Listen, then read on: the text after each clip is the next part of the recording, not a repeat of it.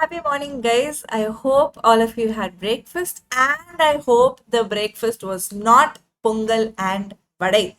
Today we will be doing MCQ questions, and this book you can find it in the free resources, guys. If you don't have the soft copy, don't worry, this is available as a free resource in the CA Classroom website. You can go to the free resources tab and you can find this book. Are you all ready to start off with MCQ questions? Yes, I need to hear an yes. Even if you're watching this online, even if you're just staring at a screen like that, I want you to talk to me. I want you to respond to me when I ask you a question. Only then this session is going to be effective, guys. Now, as usual, I'm going to start off with the last case, that is case number 36. Now I'm starting off with case number 36. CA Misha. CA Misha is appointed as a statutory auditor of a bank of FTH Limited. Okay. During the audit, the following issues were observed. Okay. What are the issues which is observed? The bank provides Kisan credit card loans. And one more thing, before I proceed forward, I wanted to tell this even before we start. So usually MCQ questions, if you see, there'll be big case studies and then questions will be given. I don't want you to get scared looking at the size of that question, because let me tell you, if a question is big in size, that means the answer is going to be there in the question. So you have to be happy looking at the big sized questions. I don't want you to be scared or anything looking at the size of the question. It is going to be easy. Trust me, you will be able to tell me the answers. Now, what are the things that she observed, the issues? The bank provides some loan to farmers, that is Kisan credit card loan to farmers to meet their short-term credit needs for crop cultivation. Okay, one such loan with an outstanding balance of rupees 20 lakhs at the year end had no transactions for the past 90 days. The loan was granted for paddy cultivation, which typically takes 3 to 4 months from sowing to harvest. The branch has classified the loan as standard asset. This looks like an agricultural advance. In agricultural advance, what did we see? We saw what is the meaning of long duration crop and short duration crop. For long duration crop, it is more than 1 year. If the sowing, harvesting, all of this process is more than 1 year, we will call that as a long duration crop. And for a long duration crop, if it is more than one season and he has still not paid the loan, then we'll call it as non-performing asset. For a short duration crop, that is the season that it takes is less than 1 year. For that, we will be seeing 2 crop seasons, and if he is not be able to pay that loan, we will call that as non-performing asset. All right. Now here it's going to take 3 to 4 months. So obviously it is a short duration crop, and there are no transactions. That means he's not made the payment for 90 days, which is perfectly fine. So it is classified as standard asset. I don't see any problem there. It was also noted that the account of a borrower with a cash credit limit of 50 lakhs, which was taken over from another bank, was sanctioned by the bank manager instead of the immediate higher authority as required in bank's manual. That is bank's manual of delegation of powers. That means the internal control is saying that the higher authority of the bank manager has to give the sanction the loan, but it has been sanctioned by the bank manager itself. Okay, that is the second issue. The third issue is CA Misha also serves as a statutory auditor for a multiplex cinema. During the audit, CA Misha observed that revenue of the company has fallen from 50 crores in the last year to only 5 crores in the current year. Okay, this looks like a serious going concern for the entity, for which the financial statements have been received due to lack of demand in the market for company's products. Okay, now what are the questions? These 3 issues are given. As regards description of agricultural advance, which of the following statements is most appropriate in this regard? There are 4 statements which is given. Bank has erred in making a classification. What is the classification that it has been made? It has been said that it is standard asset, and yes, bank has erred in making classification as per RBI norms. It is a substandard asset. No. The classification made by branch is proper. However, there are no transactions in account since the last 90 days. So it's a special mention account. Doesn't matter if it's not, there are no transactions more than 90 days. Okay. The classification made by the branch is proper.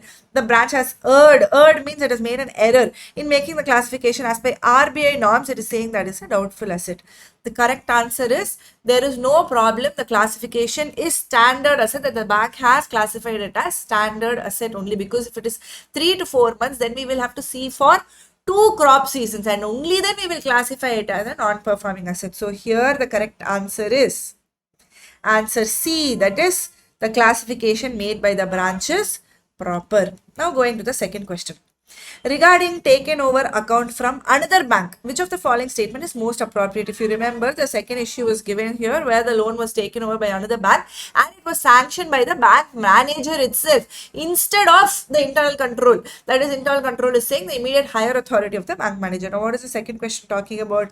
Regarding taking over, which of the following statements is most appropriate? It is a serious violation of the procedures of the bank for sanction of advances and it should be reported by the auditor without fail. Yes, it is an internal issue of the bank. I hope now you are able to see. Yes, it is an internal issue of the bank. However, the auditor may at his discretion report it. What at his discretion and all? If the internal control is not proper, that it has been violated, then it definitely has to be reported. It is an internal issue. An auditor is not concerned with it. Of course, the auditor will be concerned with the internal control which is framed. There is no issue involved as credit facility was properly sanctioned. The obvious answer is A, that it is a serious violations and the auditor has to report it without fail. 2A is the correct answer. Third, regarding drastic fall in revenue of the company, which of the following is an audit risk? Okay, what is an audit risk? They are asking. Fall in revenue would result in fall of profits of the company. Drastic fall in revenue may imply that company. Now, the third issue they're talking about, that is 50 crores to 5 crores, I think. Yes. Previously, it was 50 crores and in the current year, it is only 5 crores. Fall in revenue will result in fall of profits. So, how is that an audit risk? Doesn't matter. Drastic fall in revenue may imply that company is not able to carry out its operations in the foreseeable future due to lack of demand in the market for company's products.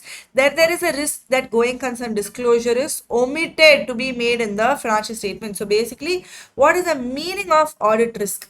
The risk that the auditor gives an inappropriate audit opinion when the financial statements are materially misstated. That is only the definition of audit risk. So here the second point is talking about there is a fall in revenue and going concern might be affected. There is a risk that this going concern, the disclosure is not being made in the financial statement. So there is a possibility that the auditor will overlook this and he will say that everything is perfect, but in reality, going concern might be affected. So 3B is definitely the right answer. But just in case, I will read C and D also. The company can explore some new line of activity. The demand of its product is falling. Doesn't matter about audit risk. Fall in revenue would mean lower tax liabilities for the company, not related to audit risk again. So the obvious answer is 3B. I hope you understood how you have to write the case scenario based MCQ. So here it was quite easy. This was one issue, second one was one issue, third one about revenue, there was one issue, and exactly 3 questions about each of the issues they have asked. This is case scenario 36. Going to case scenario 35. Ravi and Co., a chartered accountant firm, has been appointed as the auditor of XYZ Limited, who is a prospective new client. Okay. CA Sukanya, one of the firm's partner, is handling the potential client. Okay, CA Sukanya is the handling the client. CA Sukanya is part of Ravi and Co. During a meeting with the company's officer, she discovered that Sushant, who is the company's CFO, is a former classmate. Okay, both of them know each other for a very long time. Looks like some kind of a thread, familiarity thread. They had both started their CA journey together, but Sushant left the program halfway. That means he is a discontinued chartered accountant due to repeated failure. And later he pursued an MBA in finance from a prestigious institution. Looks like some trauma case. During initial discussion, the company reveals the plans to launch a new service in the weather forecasting sector. Okay, some new service that they are launching in the weather forecasting. These services will be available on the website of the company and users can access micro weather information for a small fee. Okay, the company requests that the audit firm will be visibly associated with their marketing efforts. That means what are they saying? That the firm will be visibly associated with the marketing effort. Assuming the firm accepts the offer, they send a letter to the previous auditor. This looks like independence in appearance is being compromised, yes or no? Because they are visibly being associated in the marketing effort. Why should the auditor be visibly associated with marketing? Looks like some kind of independence in appearance is being compromised. Assuming the firm accepts the offer, they send a letter to the previous auditor, which is Royal and Company, requesting any professional reasons that may prevent them from taking on the assessment. However, Royal and Company does not respond to the inquiry. While planning the audit, Ravi and Company also learned that the company has acquired all the shares of another company, which requires the financial statements of both the companies to be consolidated and according to the applicable laws. Despite this information, Ravi and Company fails to advise the client on the necessity of auditing. Professional competence and due care has been compromised.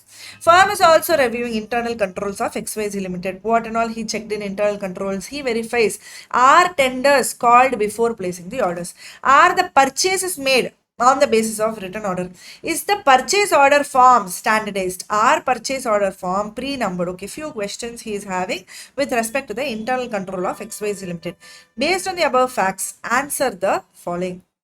Keeping in view the request of the company to be visibly associated with company's new services, identify which type of threat is being faced by audit firm. When I read it itself, I was able to tell that advocacy threat, because objectivity is not there here. Auditor is promoting the client's opinion and people believe that objectivity has been compromised. Here, instead of promoting, auditor is being associated with the marketing for the client. So obviously, in the eyes of the people who are watching, the objectivity has been compromised. There is no independence in appearance. So advocacy threat has been compromised. He becomes like an advocate for the client. The previous auditor, Royal and Company, have not replied to the communication of Ravi and Co. Which fundamental principle of professional ethics is not followed by them? So usually when you go for audit, you have to get the confirmation from the previous auditor as to why he resigned, why he is not continuing, can you continue, is there any issue, and all of those things. Now here the previous auditor has not responded. That means professional behavior has not been proper. That is to be, should be the right answer. Yes, professional behavior. Ravi and Company have failed to advise the company regarding audit of consolidated financial statement. Now, he has to do something. He has to have that professional competence and due care, but he has not done that. The fundamental principle has been violated. That means professional competence and due care. I don't even have to see the options. That is 3D is the correct answer. Which method is Ravi and Company using to facilitate the accumulation of the information necessary for the proper review and evaluation of internal control? For internal control, how did he do that? He verifies the following things, and he had few checklists. Are tenders called place before orders? Are purchases before written order? Is purchase order standardized? Is purchase order pre-numbered? Like this, he has a checklist. So obviously this should be a checklist format. Yes, it is a checklist 4C. Like this, I'll tell you guys, if you have the full conceptual clarity, you most of the times you don't even have to see the answers, that is the options which is given. You will directly know the answer. Like say for example, in third, I didn't even have to see. Once I knew that he had to do something but he did not do it, which professional ethics is being violated, automatically I knew it was professional competence and due care. This is one of the examples which is given for professional behavior in the concept book itself, that you have communicated to the previous auditor but not been responded and you're continuing with the work, that is professional behavior has been compromised. This is one of the examples which is given for professional behavior, if you remember in the concept book. This also is there in the concept book, visibly associated with the company's new marketing services. Then he becomes like a mouthpiece for the client, he becomes like an advocate for the client, so automatically it is a advocacy threat. This is case scenario 35, guys. Now I'm moving on to case scenario 34. Star Limited, a leading manufacturer of windmills in India, appointed Messrs. Shahi and Company LLP of Chartered Accountants as its statutory auditor for financial year 2023-24. Okay. Star Limited is the client, Shahi and Company is the auditors. During the audit, one of the audit team members, CA Ritik, was asked by the engagement partner to verify the ownership assertion of the company's inventory. To accomplish this, CA Ritik requested the concerned official of the company to arrange for the audit team to attend the physical inventory count for being conducted by the company. Yes, he asked to check the ownership assertion. So he asked the audit team to be physically present for physical inventory count being conducted. C. Ritik believed that attending the inventory count was the only way to check the ownership assertion relating to company's inventory. He discussed the matter with another audit team member, C.A. Pari. She had a different perspective. What did C.A. Pari say? According to C.A. Pari, the correct course of action would be CA Ritik verifying the purchase requisition, purchase order, receiving report, vendor invoices, inventory record, and payment files, etc. As ownership assertion could not be verified simply by attending the physical inventory count. While verifying the creditors and purchases balances, now you tell me, physical verification of inventory is going to talk about the existence and the condition of the inventory. SA 501 we have studied. Existence and conditions. For that assertion, you can go and do the physical verification of inventory. Even I think in items of FS, for inventory, the assertion existence, we did the physical verification of inventory. Okay. So now CA Pari is saying you have to do other things also like purchase requisition, purchase order, receiving report, as ownership could not be verified by just doing the physical inventory count. While, because I'll tell you why they're saying like this, say CA Pari is saying like this, because there is a possibility that you go and do the physical verification of inventory and you look at that inventory is right there, you can count it, it is perfect, but there is a possibility that the company is holding the inventory for another third party. Yes or no? That means the ownership is not of that company. That is the reason why CA Pari has given all these options to find the ownership. Okay. CA Pari, while verifying the creditors and purchase balances, CA Pari have been satisfied with the internal control procedures relating to purchases and creditors and decides to check the creditors balance on a sample basis. She requested the management to provide a list of all the creditors, which included a total of 550 creditors. The number of creditors is given. Okay. To determine the sample, SA 530 sampling, they're directly jumping. CA Pari chose a sample interval of every 11th creditor balance, which results in a sample size of 50 creditors. Out of 550 creditors, she's going to do the audit procedures only on 50 creditors. And for that, what method of sampling is she doing? She's taken every 11th creditor. That means, and the clue is actually given here. You don't even have to think. Interval of every 11th creditor balance. That means systematic or interval sampling. I hope you all got that. Yes. During the audit, okay, this is kind of big. During the audit, while verifying the share capital balance of the company, CA Ritik and CA Pari observed that there has been no change in the share capital which is raised by the company. Very good. There is no change. CA Pari is of the view that since there has been no change in the share capital of the company, the audit team is not required to obtain any evidence with respect to the share capital balance. Okay, now they have jumped to items of FS. In items of FS, under the item share capital, I think the third or fourth sentence is talking about if there is no change in the share capital, then you have to get a written representation from. Very good. From the company secretary. Do not forget. However, CA Ritik was the opinion that they should obtain audit evidence even if there is no change in the company's capital structure during the year. According to him, such evidence can be a written confirmation from the accounts manager. Okay. Hope there is a question about this. Before finalizing the audit report, the engagement partner asked CA Ritik to coordinate with the client company to request a written representation from management regarding their responsibilities and the information provided. However, CA Ritik refused to accept the representation as it contained a qualifying language to the effect that representations are made to the best of its knowledge and belief, which according to him was not reasonable to accept. Okay, they have used some qualifying language in the written representation which is there from the management. Basically, the engagement partner is advising CA Ritik to talk to the client and get the written representation regarding the responsibilities of the management. But they have used some qualifying language saying that with the effect of the representation made as per the knowledge and the belief of me, like that they have used some language, and CA Ritik is saying that I will not accept this written representation. Okay. Now coming to the question, based on the above facts, answer the following. Now if you see, when we read the case itself, here and there, we connected it to different standards. Say for example, here we said SA 530 is coming. They have used the interval sampling. Here for inventory, what kind of assertion should be done for ownership? For the physical inventory, what is the assertion, existence and condition, like that? We were trying to analyze each of the standards and whether they have understood it properly. So we are thinking like auditors. That is exactly what ICA wants you to do. Basically, previously when I was writing exam and all, they used to give the question. SA 530, audit sampling objective. SA 530, explain about interval sampling. Like that, there used to be questions because ICA treated us like students. Now, ICA is treating you all like auditors. They're giving you a case, and as an auditor, you have to know where is the mistake. What is the method that they have used? All this, when you're reading the case itself, it should keep coming to your head. And here, for share capital, he is getting the written confirmation from accounts manager.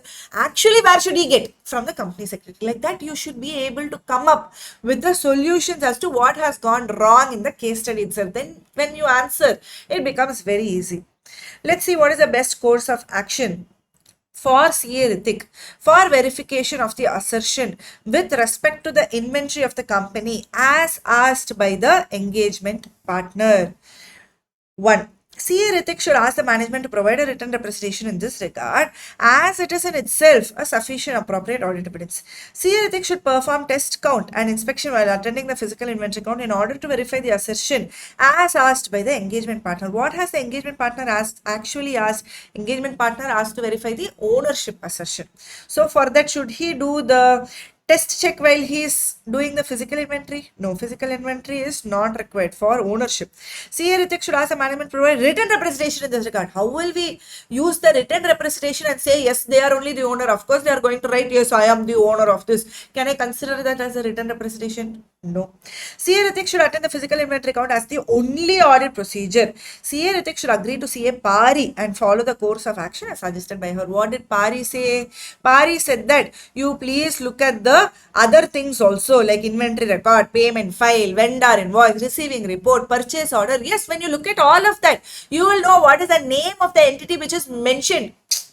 Now, when I see the purchase order saying that Star Limited's name is there, I know they are the owner of this asset, owner of this inventory.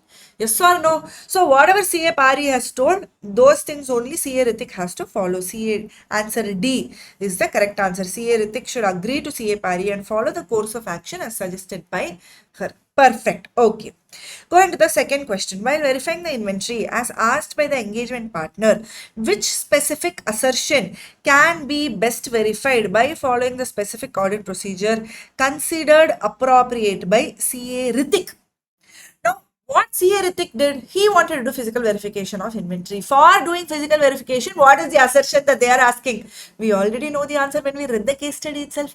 Existence and condition is what you will know when you do the physical verification. So 2A is the right answer, existence and condition. I don't even have to see the options. Don't even have to see the option. If you have utmost conceptual clarity, I'm telling you, MCQ is the best place to score. 30 on 30, you can get easily 25 above. You can get, especially if you have the good conceptual clarity.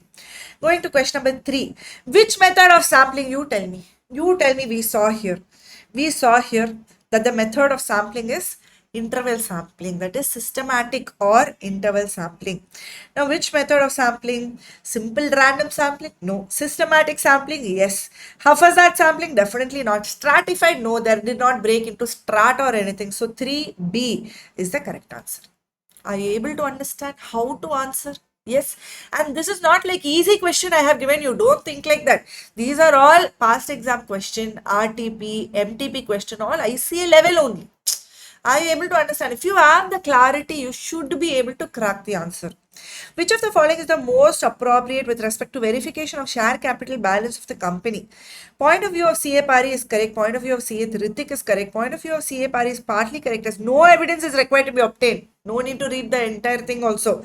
Point of CA Ritik is partly correct as written confirmation should be obtained from the company secretary. Yes, you have to obtain it from the CS, the company secretary. 4D is the correct answer. I will just show you in the concept book so that you will know where to find this. If you have any trouble with items of FS, I will show you. Please wait. Yes, in items of FS, the first item is a share capital. I'm just showing it in my concept book. Tally period and share capital balance, you will have to tally authorized, issued, paid up. Now, I told you in the first few points itself, it will come.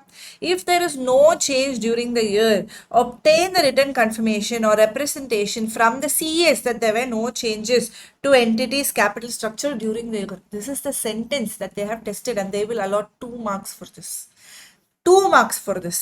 Now, did you understand how they are trying to ask different standards, different chapters? They're trying to mix and match and ask. So, 4D is the correct answer. I just showed it in the concept book so that you will get the clarity, because in case if you have forgotten, I want you to at least go there and quickly study that line so that it will stick in your head. Question number 5. Whether non-acceptance of the written representation by CA Ritik, whether it is correct or incorrect. Why? If they have used some qualifying language that it is as per their knowledge, as per the information which they have, what is the harm in that? Why should he not accept it? He can always accept it. In SA 580, we did not see anything like qualifying language should not be used. Yes or no? So please see here, the non-acceptance of written representation by CA Ritik is not correct, as management of the company has the sole discretion to decide as to what language is used or what limitation is imposed in the written representation provided to auditor. The non-acceptance of written representation by CA Ritik is correct, as it is not reasonable. No. The non-acceptance of written representation by CA Ritik is not correct, as it is reasonable for the auditor to accept such qualifying language if the auditor is satisfied. Now here they are saying it's not correct. In the first one also they said not correct. Okay. Now the non-acceptance of CA representation by CA Ritik is correct. Okay. Definitely it is not correct, we know. It is either A or C. Now what is given in A, what is given in C, we will have to see. The non-acceptance is not correct because now we have to see the reason. As management of the company has the sole discretion to decide as to what language is used or what limitations are imposed in the written representation provided to the auditor. Here they are saying management can say whatever they want. It is their sole discretion as to what language they will have to use. Here what is the reason it is given? As it is reasonable for the auditor to accept such qualifying language if the auditor is satisfied that representations are being made by those with appropriate responsibility and knowledge of the matter which is included in the representation. Now we have to think.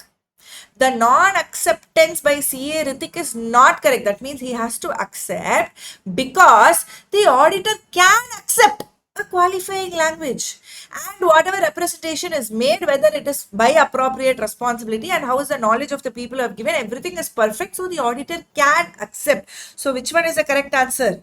5C is the perfectly correct answer. Yes, case scenario 34 is completed. Are you getting some confidence, guys, when we do this together? Yes, I hope you are getting the confidence. Case scenario 33 we will do. A government department was allocated a specific budget. Okay, now they're talking about a government department. I'm not sure whether it is government audit, but might be. Was allocated a specific budget for infrastructure development projects during the current financial year. During the audit process, the auditor reviewed the department's expenditure and management of funds and found several discrepancies that raised significant concerns regarding the management and utilization of the allocated funds. Okay, they have some funds, and regarding allocation or utilization, there were some severe concerns. The key findings are as follows. What are the findings? Several payments were processed without obtaining necessary approval from the competent authority. Approval was not there and payments were being processed. This is the first finding. Second, the department implemented a large-scale project. Okay. However, audit found no record of assessment being conducted to determine whether project achieved the expected benefit. Nobody saw whether project was done, so much of money was spent, but what was the benefit for that project? Nobody saw that. Now, don't tell me, keep it with yourself. Another serious concern identified during the audit was the utilization of funds from an account that had no budgetary provision was made.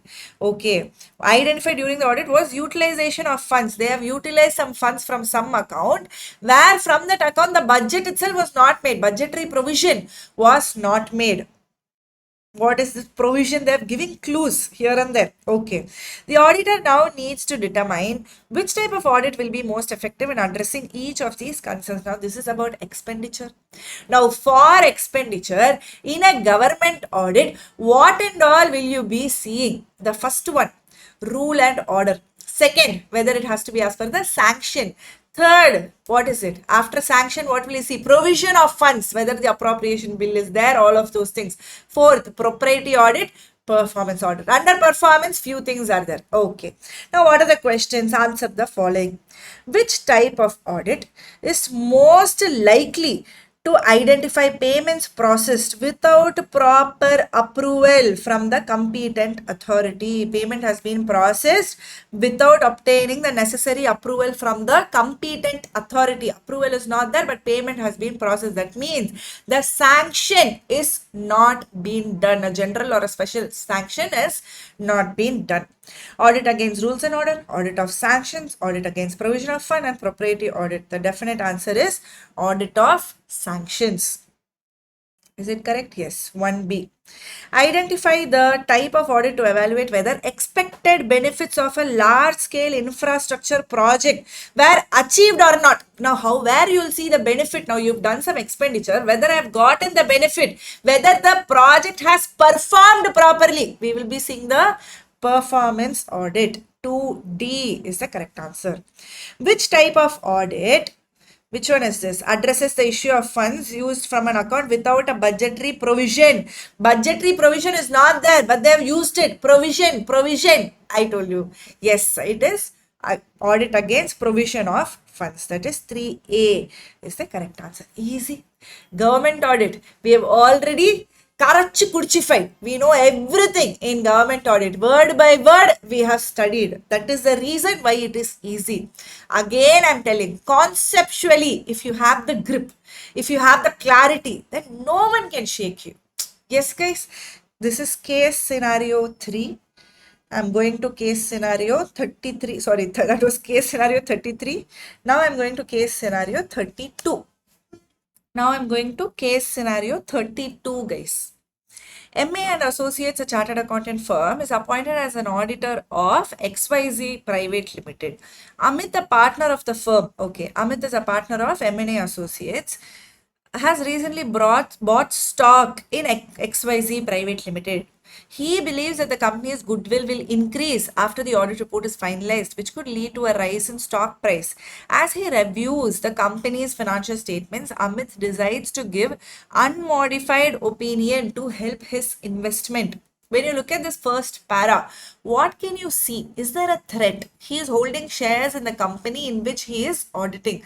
There is clearly a direct financial interest, so it is called as self-interest threat. Very, very good.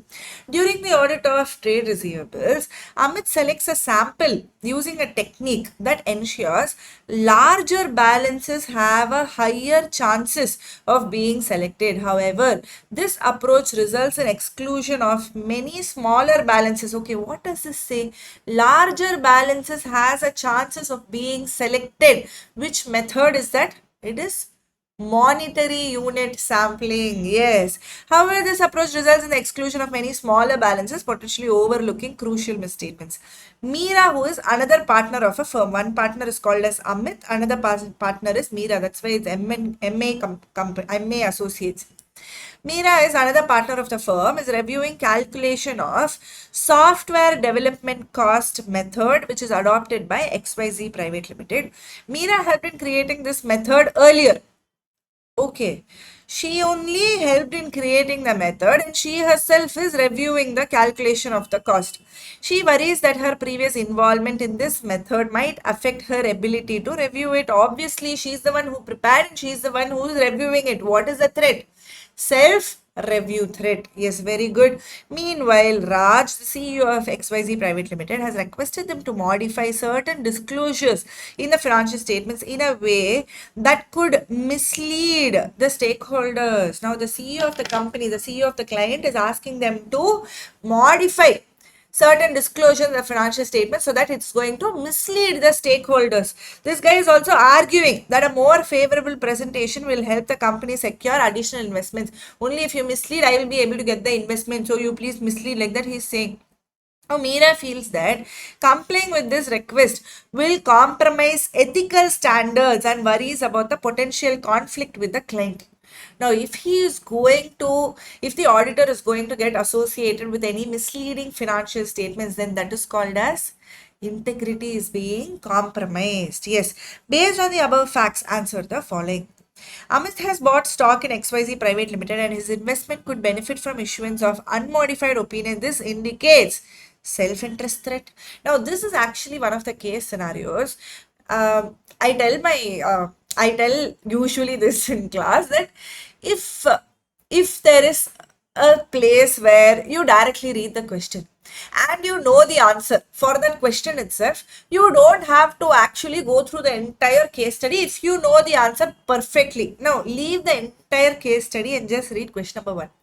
Amit has bought stock in XYZ Private Limited and his investment could benefit from issuance of unmodified opinion. Now he has stock and he is going to audit. So obviously direct financial interest, so self-interest threat.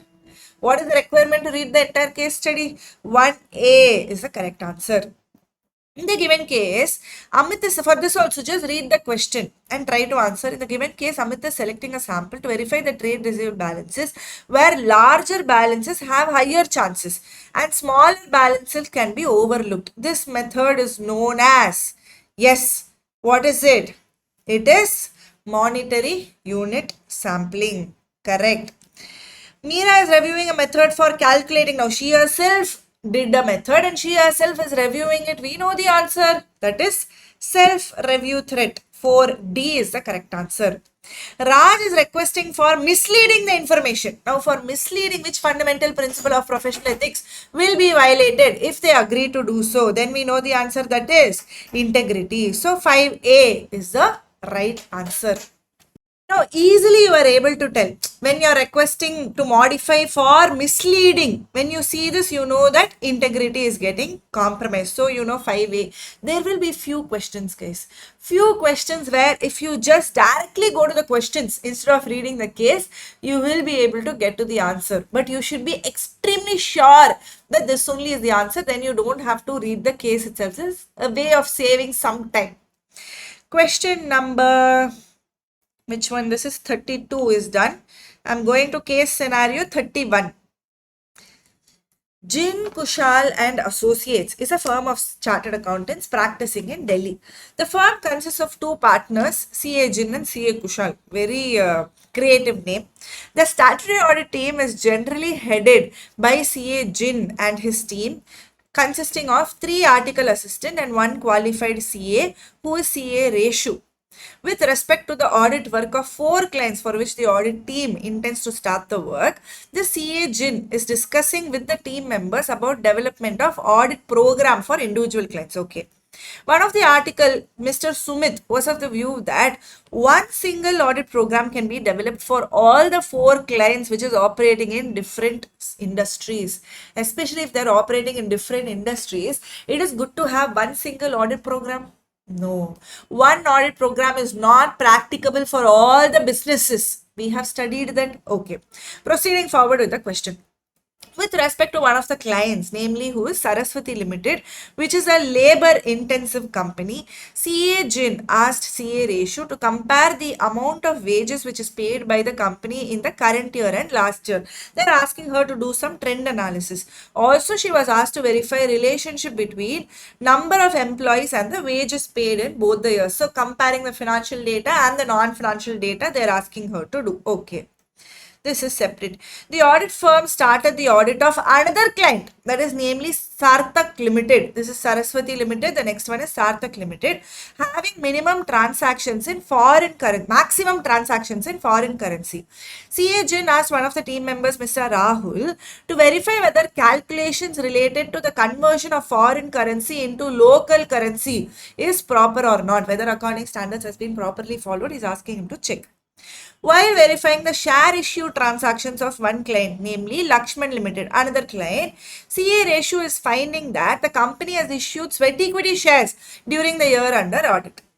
She asked one of the article, Mr. Saurabh, to verify whether relevant provisions of the Companies Act 2013 have been complied by the company in this regard.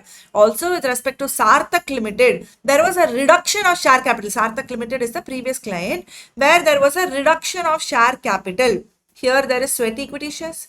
Here there is reduction of share capital. In items of FS, okay, it is just open. I will show you. In items of FS, the share capital we studied if shares are issued at premium, shares are discount shares for sweat equity and reduction of capital. Now they are going to the items of FS. Okay. With respect to Sarthak Limited, there was a reduction of share capital during the year. Mr. Saurabh was asked by the engagement partner to verify the complaints of relevant provisions of the Companies Act 2013 in this regard also. Mr. Saurabh was of the view that there is requirement of passing off special resolution by the respective company for both. Yes, they have to pass a special resolution for sweat equity shares, and for reduction of share capital also special resolution is required. While starting the audit work of another client, that is Rintex Limited, audit team noticed that the company has its internal audit team. Okay. Mr. Sumit was of the view that the statutory audit team can use and rely on the work of internal auditor. Now they are going to SA 610, internal auditor of the company, and as such there is no requirement. I hope you remember how to remember SA 600 and SA 610. 610 is internal auditor, 600 is an other auditor. Other 600, remember like that. Now for Rintex Limited, audit team noticed that company has its own internal audit team. Mr. Sumit is of the view that the statutory audit team can use and rely on the work of the internal auditor of the company, and as such there is no requirement for the statutory audit team to perform audit procedures again, as the internal audit team have already verified the financial transactions. Now, you cannot rely fully on the work of the internal auditor. Further, while verifying the expenses ledger, Mr. Sumit noticed that the company has implemented a system whereby the entries related to expenses incurred can be entered into the accounting system by authorized personnel only. With respect to traveling expenses, which constituted about 30% of the total expenses, the entries were made by employees who are not authorized to make such entries. Internal control also has been compromised. Based on the above facts, answer the following questions. Is the view of Mr. Sumit with respect to the development of audit program? Okay, there were multiple things here. The first one was with respect to audit program, that is SA 300. The second one, what are they saying? Some analytical procedures they asked to do, SA 520. The third one, having maximum transaction in foreign currency, AS 11 was here. The fourth one, sweat equity shares and reduction of share capital, items of FS, they said what? Special resolution has to be passed. Yes, it's correct. For Rintex Limited, SA 610 came into the picture. And then here, internal control, SA 315 came into the picture. See here in one MCQ, how many standards are covered? 1, 2, 3, 4, 5, 6. 6 places. You are jumping here and there, just for one question. Now here they are asking about development of audit program. Is it correct? He said that, Mr. Sumit said that one single audit program is enough for all the 4 clients, even though they are operating in different industries. Is that correct? Definitely no. One audit program is not practicable for all kinds of businesses.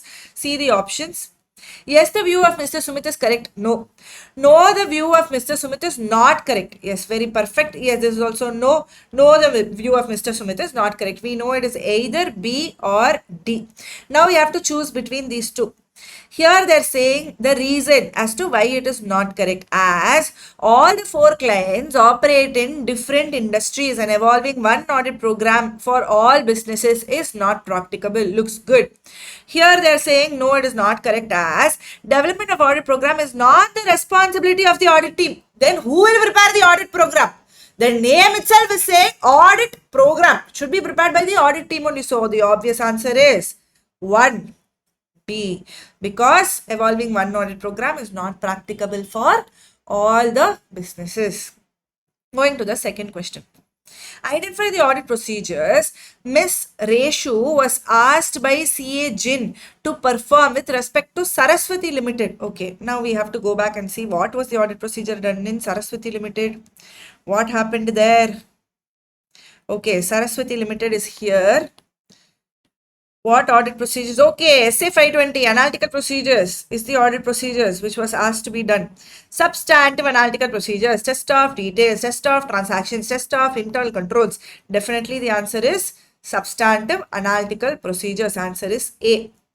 Did you understand when we read the case study itself? We have written SA 520 analytical procedures. So we know that this only is the answer. Whether understanding of Mr. Saurabh regarding the passing of special resolution is correct for sweat equity shares and reduction of share capital, special resolution has to be passed. I will show you here because items of FS you might get a little confused. I will show you in the concept book so that you get the full clarity. Issue of sweat equity shares. See here. Issue is the auditor needs to verify that SEB issues sweat equity shares issued by company are of class of shares already issued and following conditions are complied. What is the first condition? Issue is authorized by the special resolution which is passed by the company. For reduction of share capital, see the first one.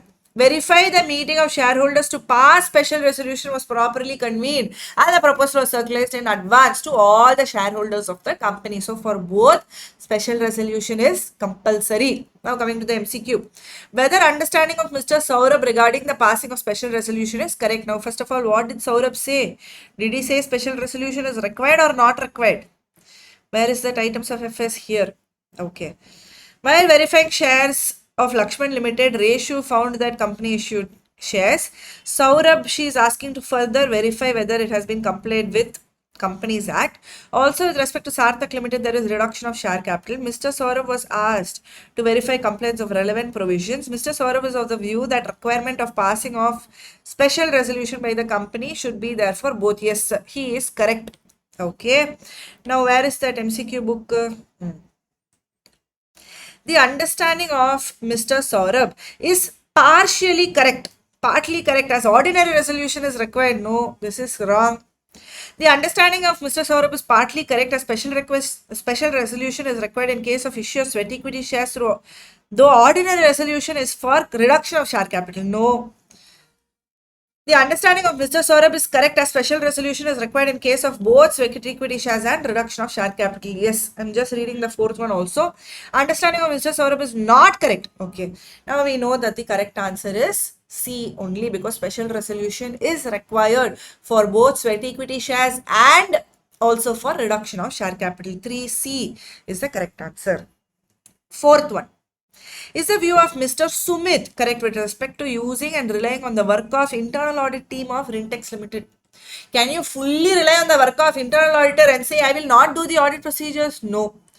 No, the view of the first one, yes, it is correct, is wrong. No, the view of Mr. Sumit is not correct. No, the view of Mr. Sumit is not correct. The view of Mr. Sumit is partly correct. No.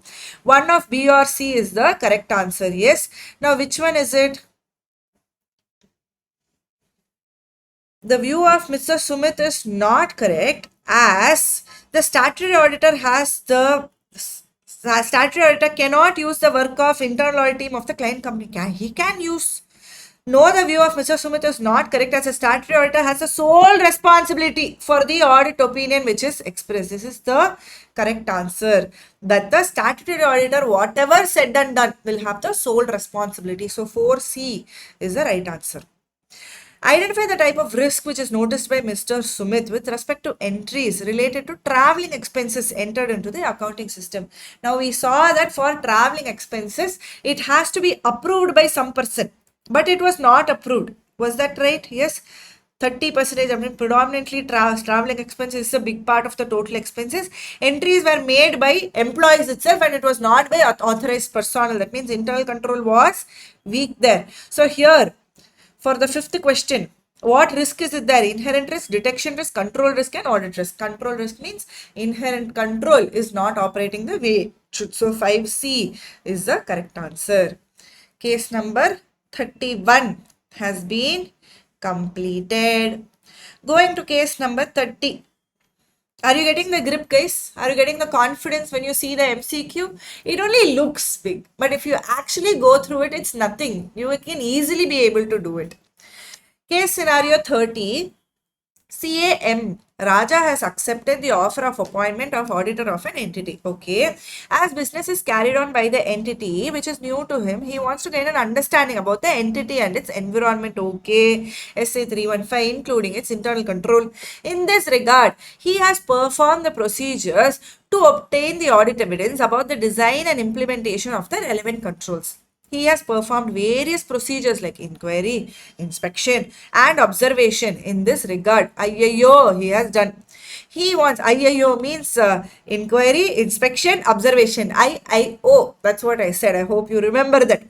He wants reasonable assurance that accounting system is adequate and that all accounting information which should be recorded has in fact been recorded. Whatever has to be recorded has been recorded. He's talking about completeness assertion here. Further, during the course of audit, he has noticed as under what has he noticed? As required by the management. Bank reconciliation is required to be performed on a monthly basis. However, the same is not carried out as stipulated due to time constraints which is faced by accountant. It should be carried out on monthly basis, but it is not being carried out. He's saying some time problem. The entity has a system of procuring the raw material supply on the basis of valid purchase orders. POs has to be there on the basis of that only they're procuring. However, POs are not numbered in a sequence. Wage sheet are not verified by responsible official as required by management. Something has to be done, but wage sheet is not being verified. Staff of the entity is responsible for bringing the cash from the centers in nearby areas to entity's premises from where it is deposited in the entity's bank account. Wherever the cash has been received, they have to deposit in the bank. However, concerned officer has not renewed insurance for cash in transit. For this cash in transit insurance should be there. The officer has not renewed the insurance. Based on the above, answer the following questions. The auditor has performed procedures to obtain audit evidence about design and implementation of the control. Which of the following procedures is more reliable to obtain the audit evidence relating to application of a control? Observing the application of control, inspecting documentation pertaining to control, inquiry about application of control, studying the design of control. Read the question properly. Which of the following procedures is more reliable to obtain audit evidence relating to application of a control, application of an internal control? Which audit procedure is more reliable? They are asking. Is it inspecting the documentation? No. If you just inquire, can you take that as an audit procedure? Never. Inquiry will never give you both sufficient appropriate audit evidence. If you study the design of the control, can you know whether it is a good audit procedure to get the audit evidence regarding application of the control? Designing? No. But if you observe the application of the control, this is just a common sense question. It is only a common sense question. If you observe the application of the control, that is a good audit procedure which is more reliable, saying that the application of control has been done well or not. You just have to observe the application of the control. If you just see the design of the control, you don't know whether it has been applicated properly or not. If you see the documentation, you don't know whether it has been applicated properly or not. So you have to observe the application of the control itself. Second one. Examination and evaluation of internal control is indispensable for CAM Raja. It provides him necessary comfort relating to completeness of accounting information. However, review of internal controls of the entity will not enable him to know. Just reviewing of the internal controls of the entity will not enable him to know what? Whether errors or fraud are likely to be located in the ordinary course of operations of business. Whether an effective internal audit department is operating, will he be able to know? Yes, maybe. Whether his opinion needs modification. However, review of internal control will not enable him to know whether his opinion needs a modification. Yes, looks good. Whether any administrative control has a bearing on this work. Now, when you look at this itself, you can say that if you examine and evaluate an internal control, it provides him the necessary comfort. But the review of the internal controls will not enable him to know whether his opinion actually needs a modification or not. If you just review the internal control, will you know whether you have to modify your opinion? No. Reviewing will not enable him to know whether his opinion needs modification. That should be the correct answer. Yes, 2C is the right answer. As regards weaknesses identified by the auditor in the internal control system, which of the following represents significant deficiency in the internal control? Not performing bank reconciliation timely and not verifying wage sheet by responsible official only. Not performing bank reconciliation timely and lack of proper sequencing in purchase order only. Not performing bank reconciliation timely, lack of proper sequencing in purchase order, not verifying wage sheet by responsible official, and not having the insurance for cash and all of this together is going to say that there is significant deficiency in internal control. So obviously 3C is the right answer. Here they said lots of deficiency is there. He noticed a lots of deficiency. All of these are going to say that there are significant deficiency in the internal control. So 3C is the correct answer. Which of the following is most appropriate regarding auditor's responsibility in accordance with SA 265? 265 is talking about communicating significant deficiencies with those charged with governance, to communicate significant deficiency in internal control to management, to communicate significant deficiency in internal control along with explanation of their potential effect, to communicate significant deficiency in internal control along with explanation of their potential effect, to provide the sufficient information to understand context of communication to management and express the opinion on effectiveness of internal control. No, definitely not. To communicate significant deficiency in internal control along with explanation of their potential effects to the management and to provide sufficient information to understand the context of communication to management. See here, B is definitely correct. To communicate significant deficiency along with explanation of potential effects. But here D is talking about to communicate significant deficiency along with explanation of their potential effect and to provide sufficient information to understand the context of the communication. If you remember in SA 265, you have to communicate the significant deficiency and you have to say the potential effect and also give the context for that communication. So SA 265 says that 4D is the correct answer. Now if you see here, SA 315 is being tested and SA 265 is being tested. In the exam also, when you read through the para itself, you will know, okay, this standard, IC has jumped different standards and they are trying to give you a full case-based scenario as if you are going for audit. That is the mindset that you should have when you see a question. This is case number 30. Now I'm going to question number 29, guys. DS and Company Chartered Accountants are statutory auditor of SAR Industries Private Limited, which is a company which is engaged in manufacturing business since 2018. Okay, the company is operating from rented premises and does not have a building of its own. It had upgraded its machinery last time in 2020. The manufacturing business started in 2018. Except interest in this company, promoters, directors, key managerial personnel and their relatives do not have interest or ownership in any other entity. Very good. Also, the company does not enter into any business dealings with promoter, director, KMP and their relatives. The directors and key managerial personnel get only reasonable remuneration from the company. Okay, they get reasonable remuneration. Though a company has an internal control system in place, it has not appointed an internal auditor. It is also not mandatorily required to make such an appointment under the provisions of the Companies Act. It is not mandatorily required and they are not appointed. Everything fine as of now.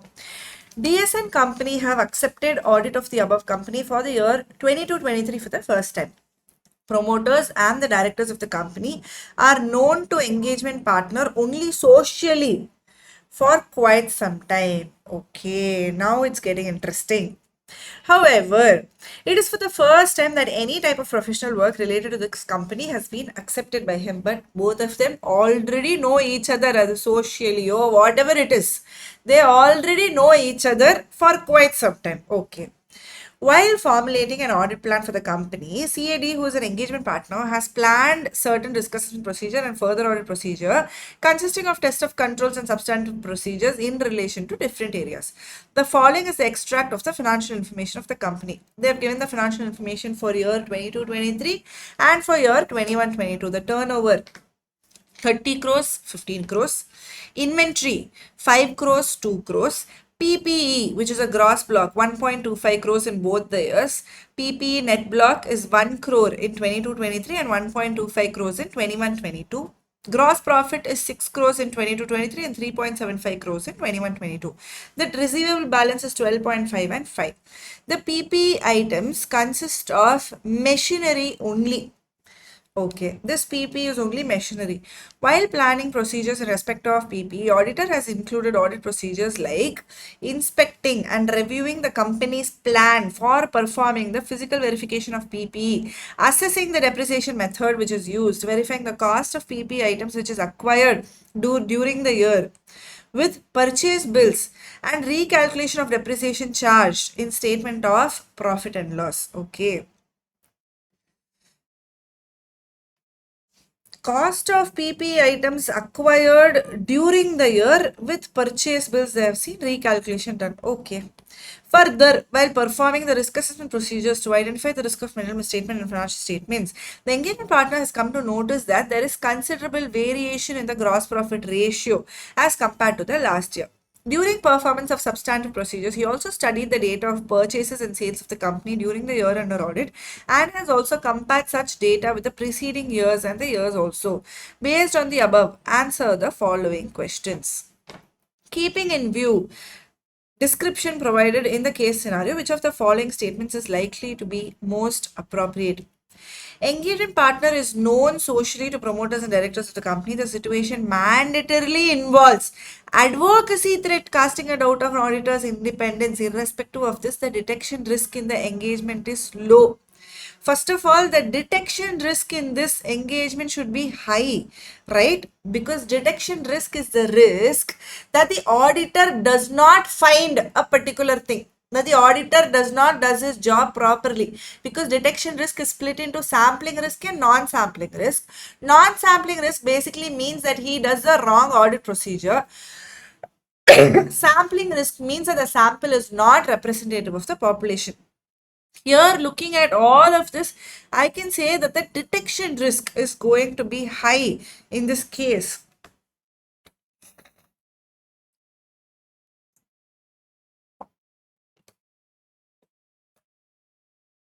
So here, detection risk is low is not the right answer. Engagement partner is known socially to promoters and directors of the company. The situation mandatorily involves familiarity threat, casting a doubt on independence.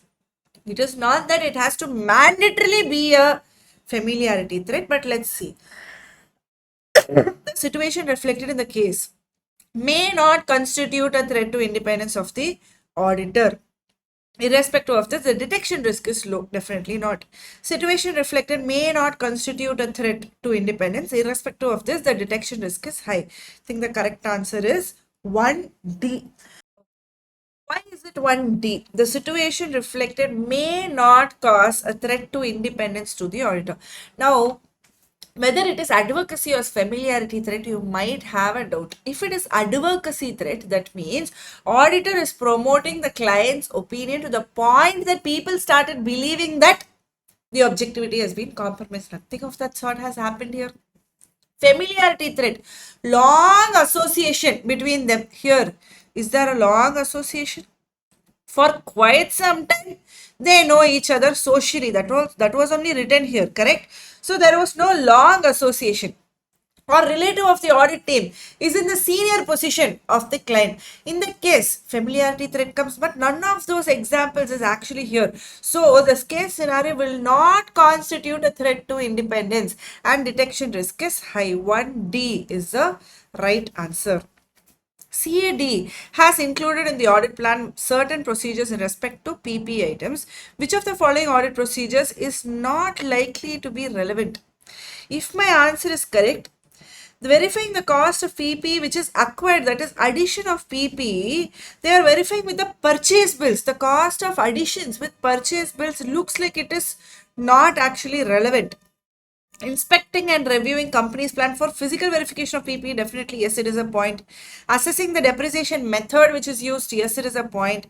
Verifying cost of PP items acquired during the year with purchase bills, recalculation you have to do. 2C is the right answer. When I read the case scenario itself, I marked that verify cost of PP during the year, that is additions during the year. If I want to see the cost, going and seeing the purchase bill does not make sense. So 2C will not be relevant. Third one. Which of the following statements is likely to be most suitable to explain the fact which is relating to variation in gross profit ratio as compared to last year? Gross profit ratio has decreased in year 22-23 as compared to year 21-22. So first we need to see whether it is decreased or increased. What is the gross profit? 6 and 3.75.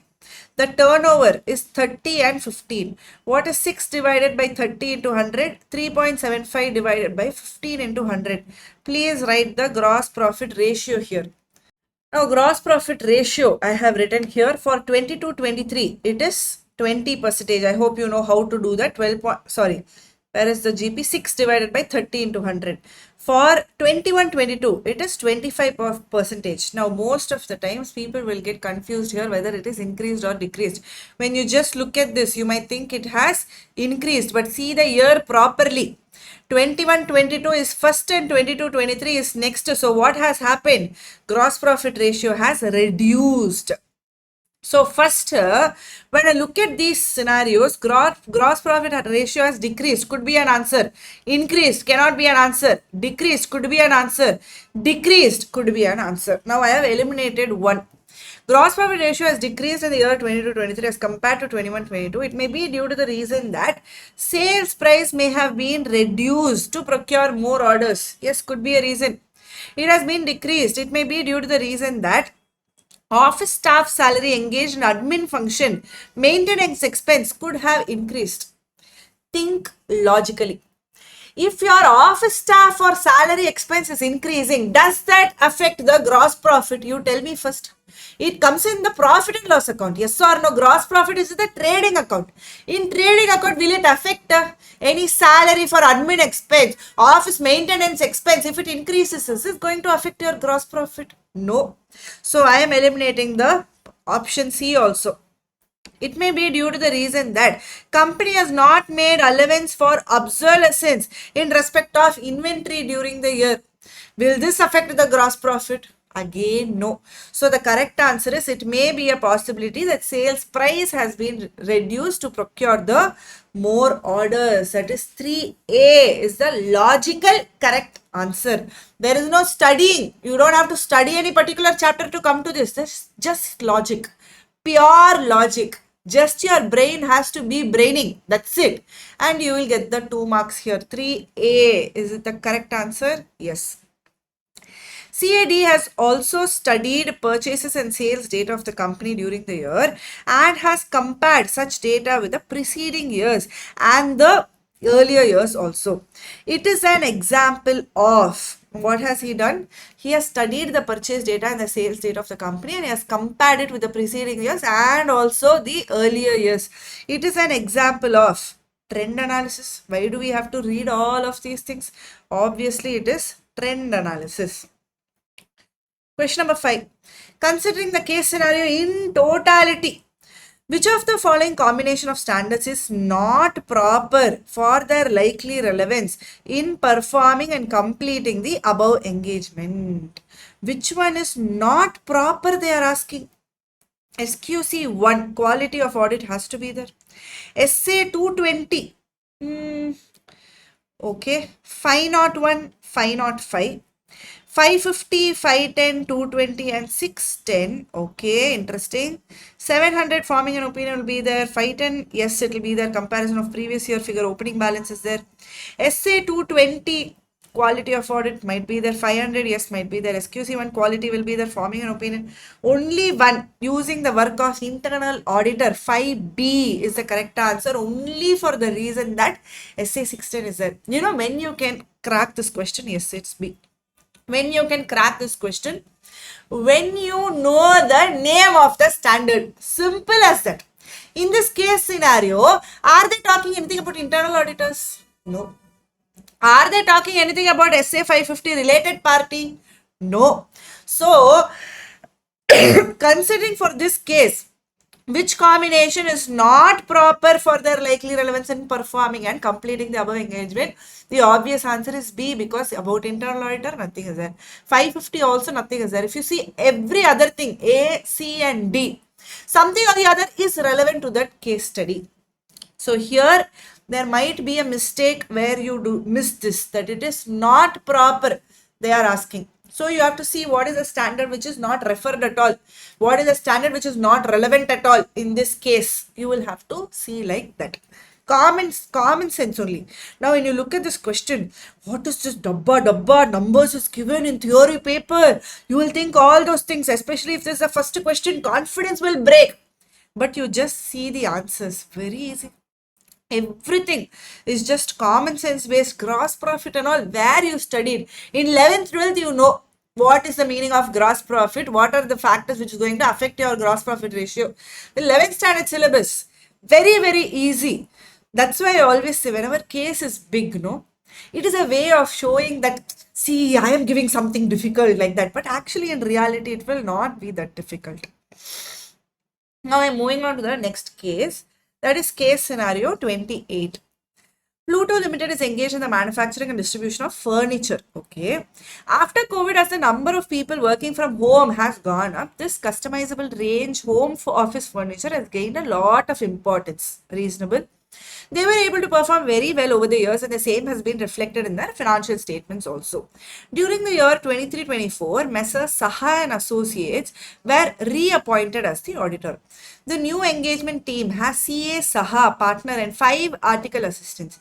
Given the large volume of transactions, the partner instructed the articles to review the financial statements and auditor's report from the previous year to gain a thorough understanding. Now they are doing the audit of 23-24. Auditor is asking all the article assistants to read the audit report and the financial statement of 22-23, that is previous year. While reviewing the summary page, one of the article, Kabir, noticed that few points were under discussion with the partner before finalizing the audit. The team verified the following points with respect to employee benefit expenses. The employee benefit expenses recorded in the books were actually incurred during the relevant period. Perfect. The expenses in respect of all personnel have been accounted for. Completeness is very perfect. The expenses recognized during the period are pertaining to the current accounting period only. That means cut-off procedure is also perfect. Now, the first assertion is what? The employee benefit expenses recorded in the books were actually incurred during the period. That means here they are talking about occurrence as an assertion. The expenses in respect of all the personnel have been accounted for. They are talking about completeness as an assertion. The expenses during the period are pertaining to the current accounting period only. Cut-off procedures have been done properly. Okay. It was also noted that dividend to equity shareholders for the year 2022-23 was declared on 15th April 2023 and was recognized as liability in the year 22-23. 22-23 ends on 31st March. Now they have declared the dividend after 31st March. Should you recognize that as liability? Not required. If you just show it in notes to accounts, that is more than sufficient. You don't have to show it as liability. All right. Okay. Proceeding forward. Another article, Krish, noticed that debtors constitute a major component of the company's financial statements. As part of audit procedure, the auditor requested the client to obtain external confirmation from the parties. For this, a list of all the debtors were obtained and random sampling was performed by the auditor.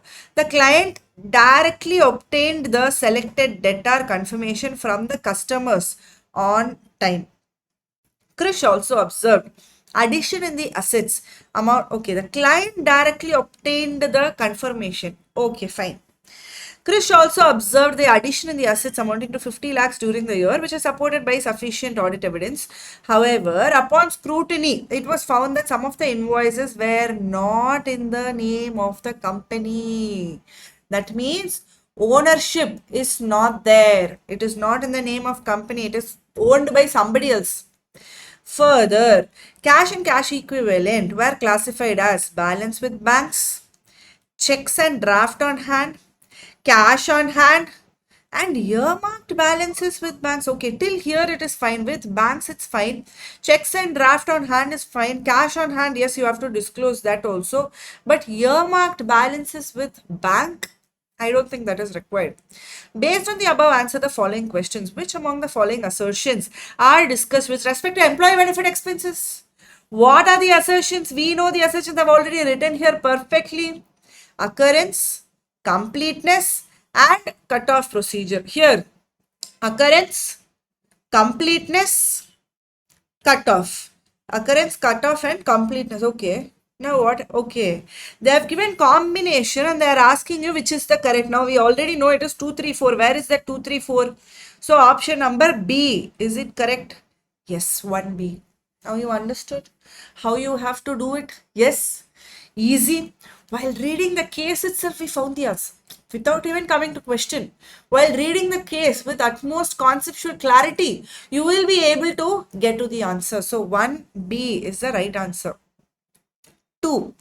Whether disclosure of dividend under the liability head during the 22-23 is appropriate. Should they disclose the dividend in 22-23 when the dividend is declared in 23-24? No. In notes to accounts, if they show, it is more than sufficient. 2. These 3 are no. The amount should be recognized equally between 2 financial years. Doesn't make any sense. The amount should not be recognized as liability. It should be disclosed in the notes to accounts. Yes, perfectly fine. The amount should neither be recognized as liability nor disclosure. Why? You have to do the disclosure. That is 2C is the correct answer. 3. Krish pointed out that the method followed to obtain debtor confirmation in the previous year was not in accordance with SA 505. Therefore, Messrs. Saha and Associates should re-perform the same in the correct manner. Here, you know why I was a little confused? Because here it is said that client directly obtained the debtor confirmation from customers. Who has to get the debtor confirmation?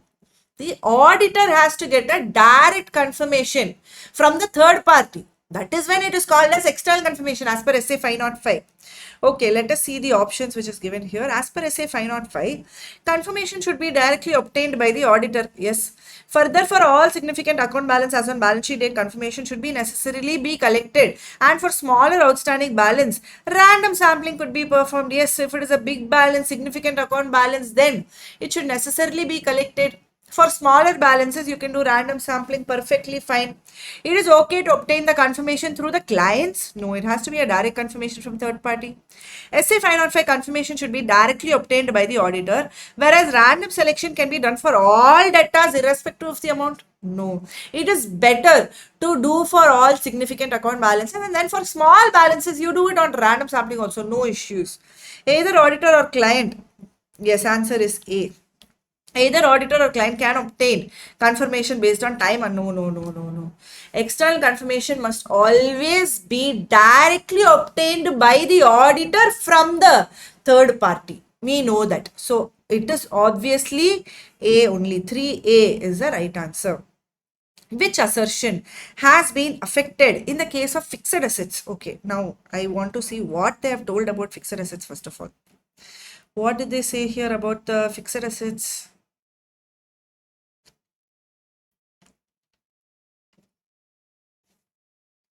Addition in the assets amounting to 50 lakhs during the year is supported by sufficient appropriate audit evidence.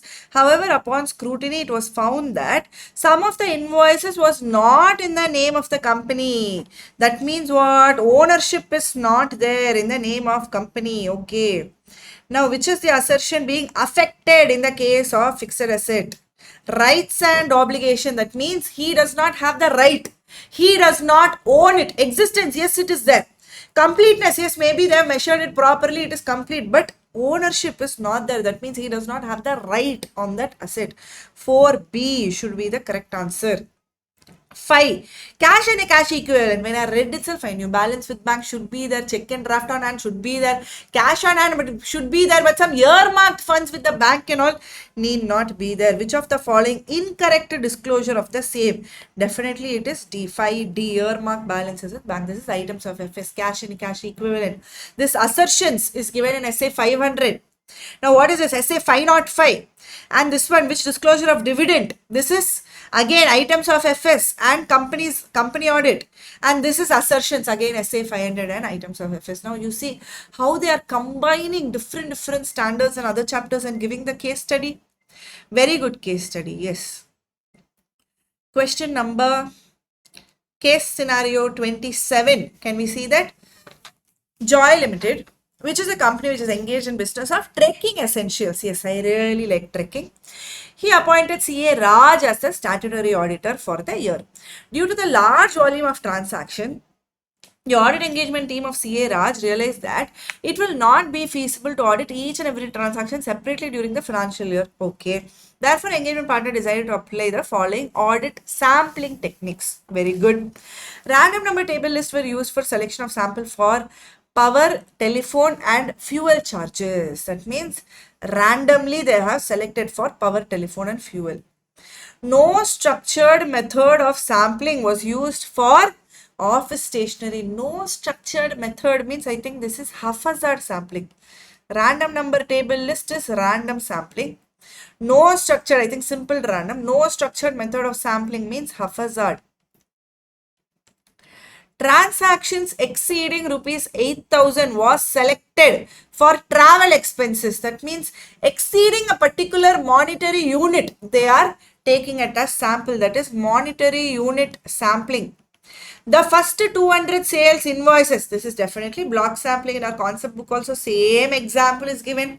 First 200 sales invoices from sales book were selected for sales. This is block sampling. Okay.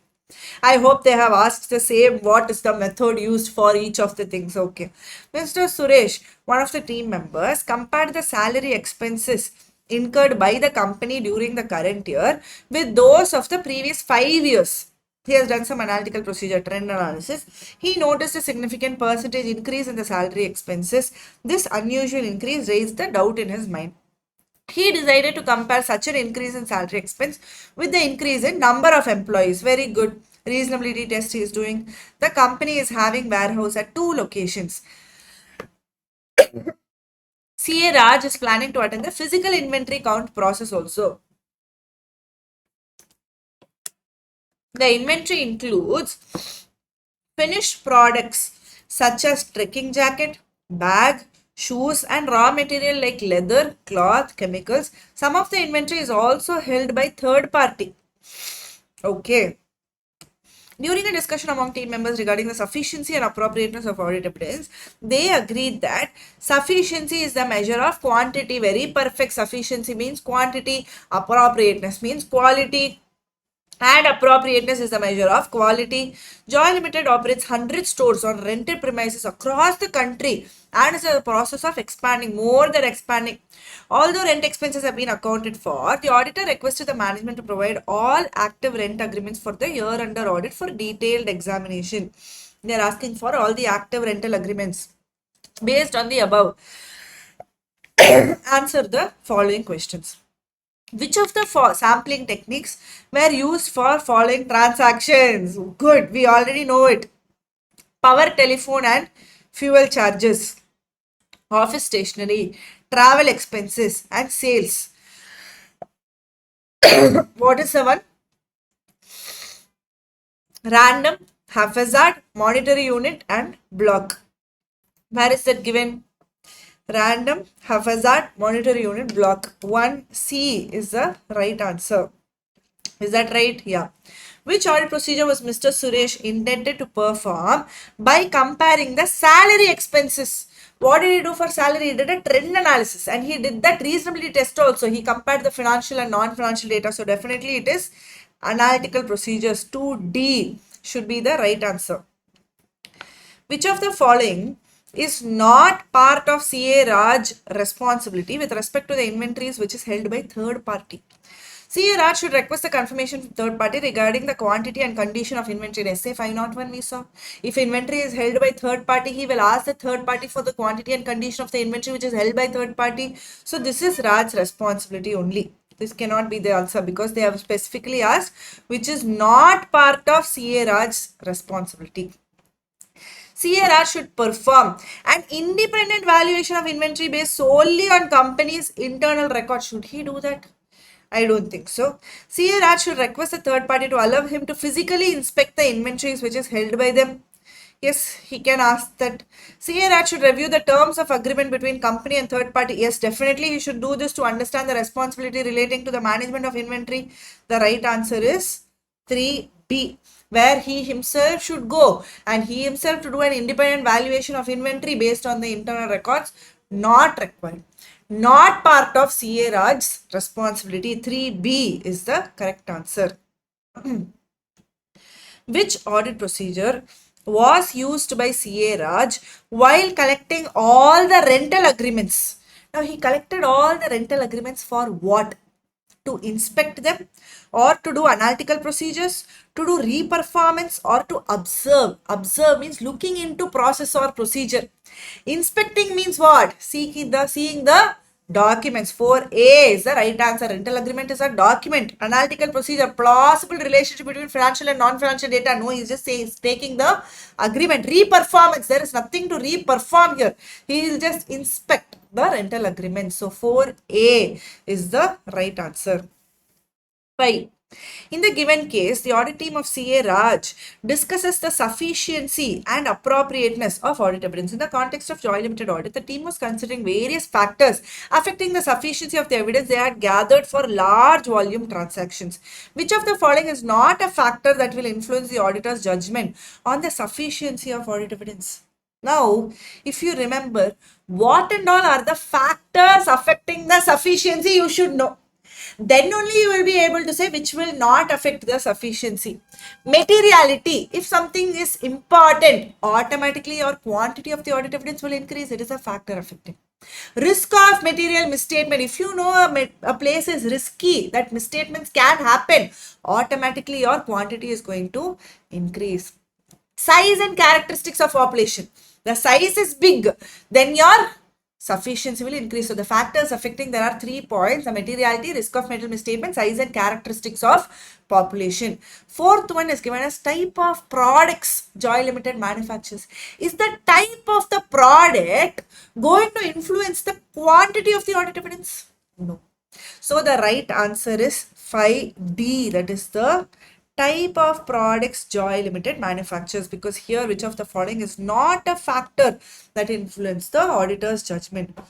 Many a times, multiple times, we have seen the question where it is a negative question, where they've asked where the threat is not there. It is not a factor for sufficiency. In that case, you have to be very, very careful to understand the English. Do not take that as what are the factors which will influence. Then all 3 will come. Specifically, they are which is not a factor. Multiple times we saw negative questions like this. You need to be very, very careful to understand a negative question in place. Yes, please guys, keep that in mind when you read the question. We saw one question where directly you can go to the question and directly you can answer. No need to read that case study.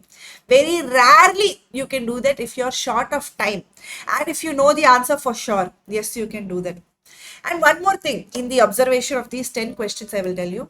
In that para which is given, each and every para is having a relevance to a particular standard. I hope you understood that. When you read a para itself, you are understanding, okay, this sentence is wrong. This sentence is talking about this particular assertion. This sentence is talking about this standard, a point in this standard. It is supposed to be done that way, but they have done this way. Share capital. Yes, sir. There is no change in share capital. Company secretary, written representation has to be received. They have written something as written representation from accounts manager. Now, when you read that case itself, you know, okay, they're testing about no change in share capital. Automatically, items of FS, share capital, second point, it's talking about no change in share capital. Another one in share capital we saw about reduction of share capital and sweat equity shares where special resolution has to be passed. They mentioned that in the case study. You know that it is correct. It is as per the provision only, and then you'll keep reading forward. So keep mapping your mind when you read the case itself. When you read the case itself, please map your mind as to which standard, which chapter, is there an accounting standard involved, is there any company law involved. All those things should be attentive. Now, finally, about MCQ, I want to tell you something. When should you do the MCQ? Whether at the start, whether at the middle, or whether at the end.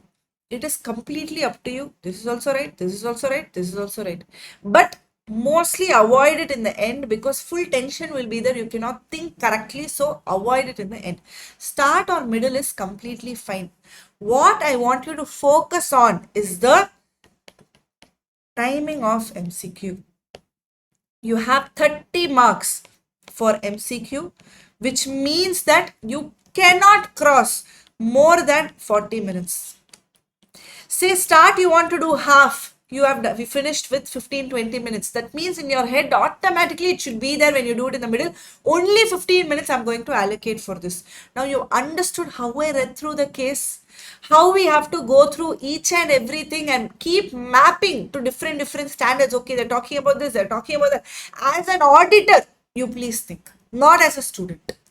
As an auditor, if I am in that situation, what will be going in my head?